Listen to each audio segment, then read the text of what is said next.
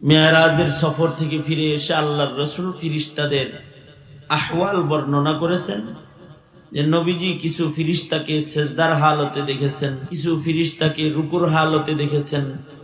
সৃষ্টির পর থেকে তারা রুকুতে আছে, কোনোদিন তাদের মাথা তোলার জন্য ইচ্ছাও হবে না। সুবহানাল্লাহ বলেন। সেই যে সেজদা দিয়েছে অথবা রুকুতে আছে, কিয়ামত পর্যন্ত তারা মাথা তোলার ইচ্ছাও তাদের জাগ্রত হবে না। কেউ নামাজের মুসল্লায় দাঁড়ায় আছে, কিবলা রুখ হয়ে দাঁড়ায় আছে, কওমার হালতে আছে, তো কওমার হালতেই থাকবে।